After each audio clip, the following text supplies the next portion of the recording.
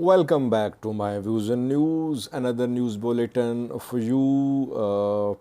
New stories from Ethiopia, Eritrea, and Sudan. More Eritreans have been arrested in the last 24 hours. We know that hundreds of Eritreans have been deported from Addis Ababa, Ethiopian capital, but it seems that it is an ongoing campaign by Ethiopian security forces.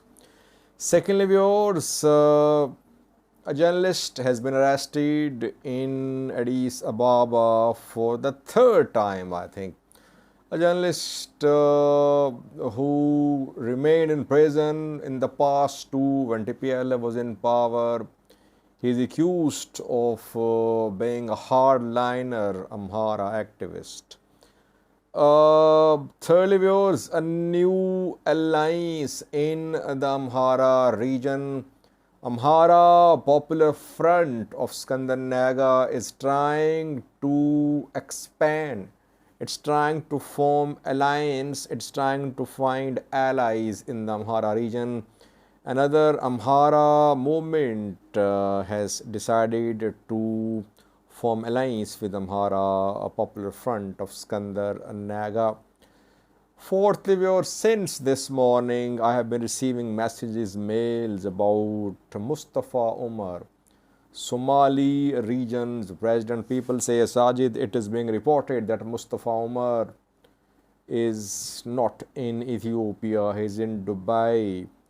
What are your sources telling? Because you stay in touch with Somalis too. After the reports, I contacted some Somalis who are part of the government, who are part of opposition parties. I want to share my input with you.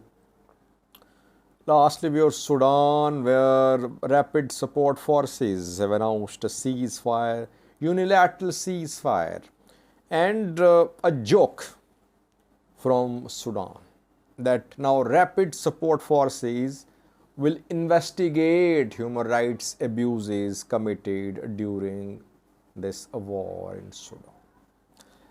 Firstly, viewer, first news story is about the arrests of Eritreans. Eritreans living in Ethiopia, mostly living in Addis Ababa, Ethiopian capital. We know that arrests of 200 Eritreans were confirmed by Human Rights Commission of Ethiopia, which released a report. Then Refugee and Return Service of Ethiopia confirmed. But it said that those who had been returned were not refugees or asylum seekers. It did not share details of the identities of Eritreans deported by Ethiopian government. Ethiopian government is silent, not a word. Eritrean government is silent, not a word from the government. Meanwhile, we receive fresh reports from Addis Ababa. More Eritreans have been arrested. So far, around 400 have been deported to Eritrea, but still more are being arrested. Yesterday, from Nifas Lafto, several Eritreans were detained by security forces. Nifas Lafto is in Addis Ababa, Ethiopian capital. Most sources say those Eritreans who have no papers, no documents, living illegally, living for years, may be involved in illegal activities too, they are being arrested. Ethiopian government wants to ensure that Addis Ababa is clean, by the way, because a few days ago, Ethiopian government said that extremist elements from the Amhara region were trying to infiltrate the capital city. And then we saw, and before that, we saw that strict checkings at entry points of Addis Ababa, entry points between Amhara and Roma regions were established and people's identities were confirmed before letting them move towards Addis Ababa. Ethiopian government wants to ensure that there are no extremist elements in Addis Ababa. and there are no criminal elements which could support these extremist anti-government elements. Some Eritreans have been involved in criminal activity in Addis Ababa, but overall, reports are coming in that Ethiopian government is not issuing visas, valid documents to Eritreans who want to leave Ethiopia for their travel abroad. They left Ethiopia, they wanted to use, they left Eritrea, they wanted to use Ethiopia as a transit, but in Ethiopia they are stuck because Ethiopian government is not issuing required documents. And government now wants to clean Addis Ababa. It is jacking Amhara activists too, Amhara Fano fighters, supporters too, when they try to enter Addis Ababa. On the other hand, it is trying to ensure that there are no Eritreans living illegally in Addis Ababa. Overall, not a good development for Eritreans who want to just leave Ethiopia for their travel abroad. Because sometimes those who are legally residing, they are also being denied the issuance of documents. What will Eritrean government do? Will it take back all these people who are being deported from Ethiopia? It remains to be seen, by the way. We don't know what Isaias Afwerki's government will do. It might refuse to accept these Eritreans. It can happen, by the way. So let's see. So far, no confirmation from Eritrean government about reception of Eritreans repatriated or deported from Ethiopia.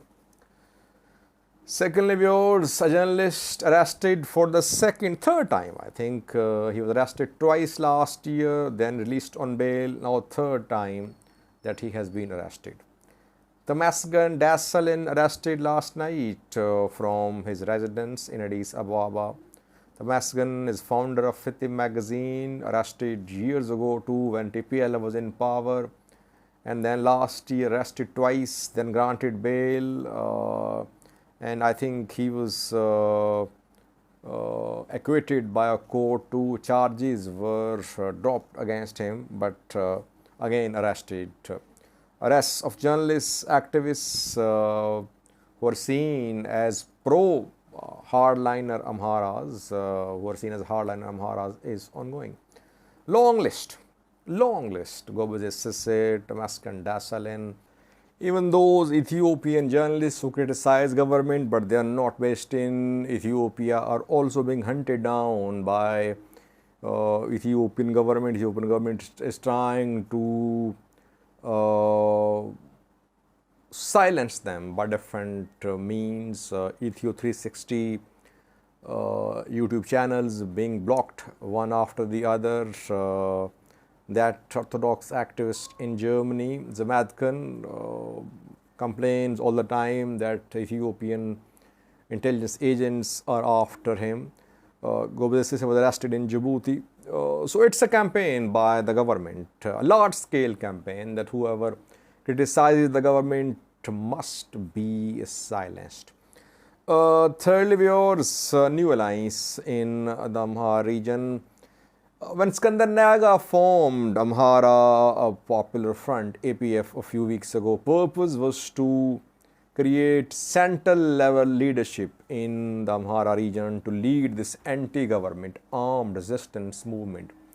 Skandar Naga's APF is an armed movement. It has thousands of Fano fighters as its members. Skandar himself was at Debre Elias monastery when security forces surrounded the monastery a few weeks ago. And in that confrontation, more than 200 Fano fighters were killed, it was claimed by the government.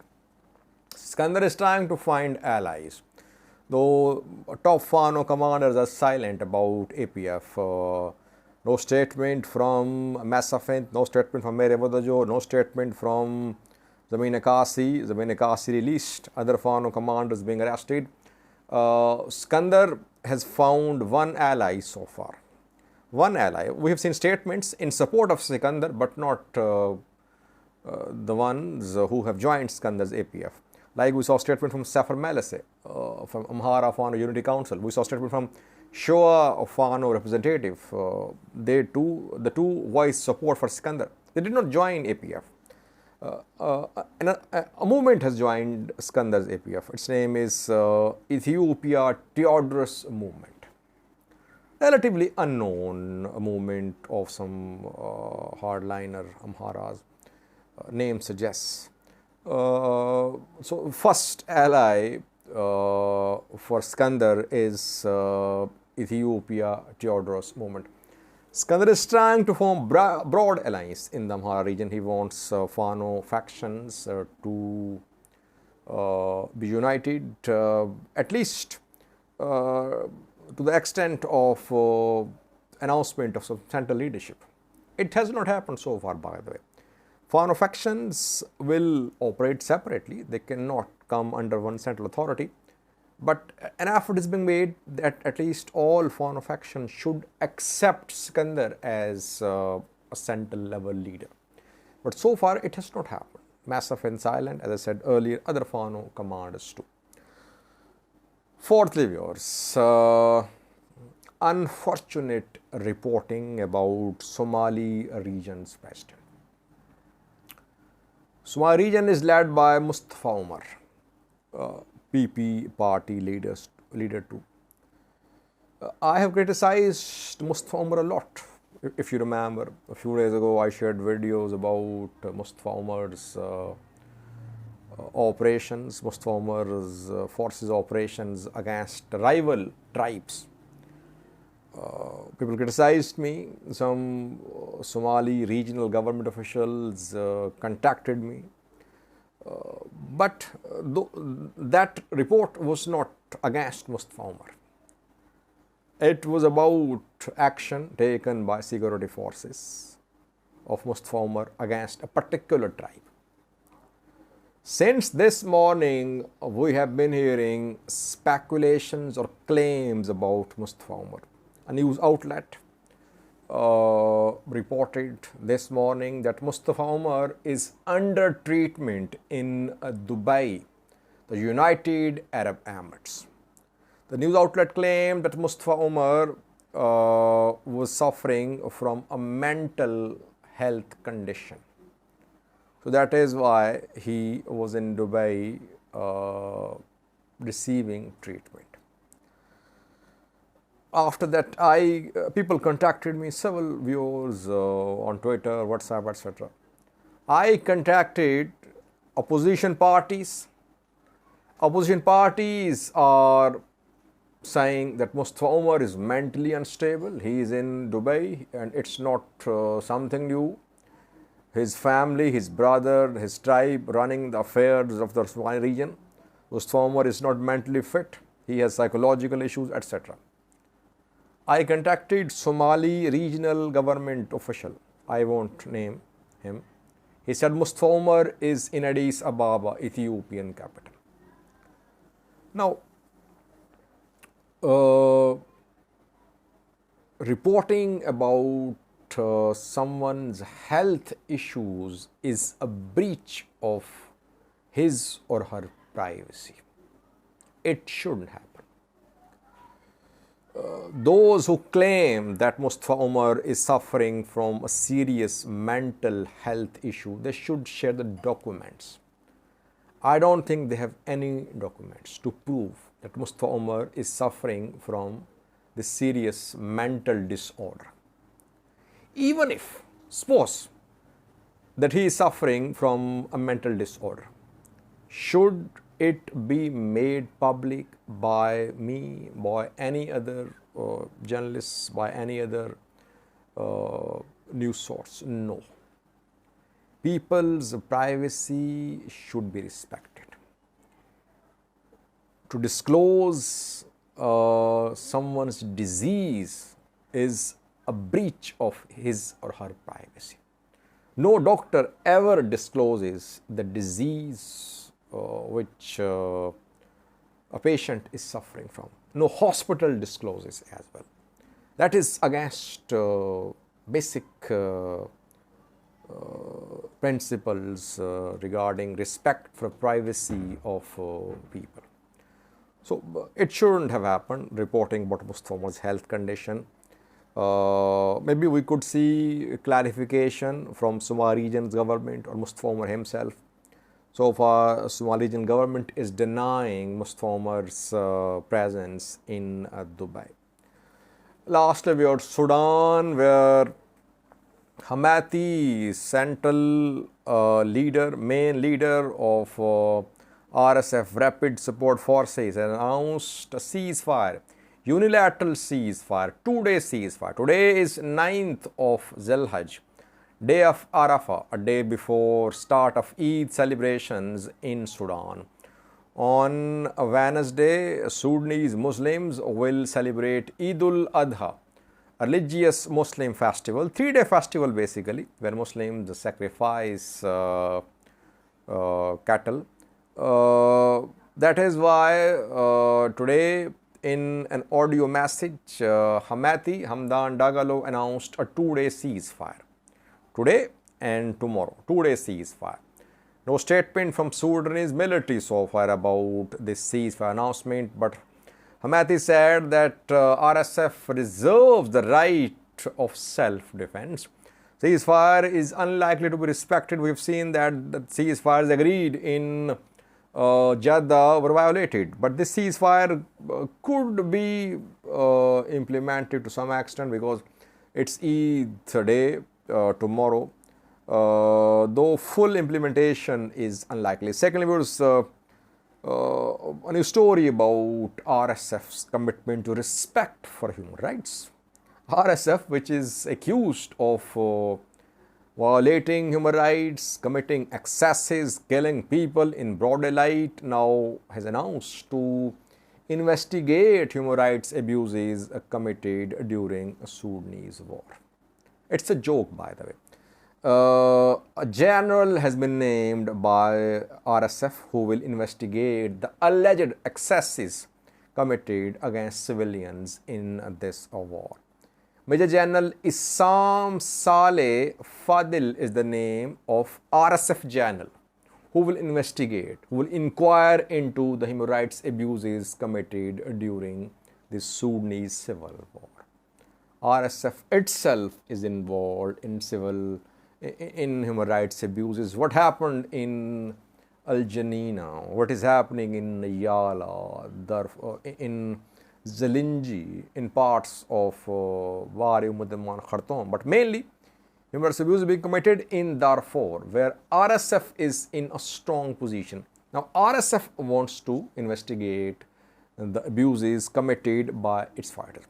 It's not that other sides are not involved in human rights abuses, but mainly RSF, because RSF is a stronger force in Darfur, and the reports we received indicated that it was mainly RSF whose fighters were involved in large-scale destruction in Darfur. So it's a joke basically. Let's see what international community does. Will it try to play any active role to stop this war? Gradually, we're seeing the international community's interest, its attention on Sudan is diminishing. So they think that sanctions should be imposed. Let them fight. Once they're tired, they'll come to their senses, and then there might be start of negotiations. That is what seems to be happening in Sudan. Thank you for watching.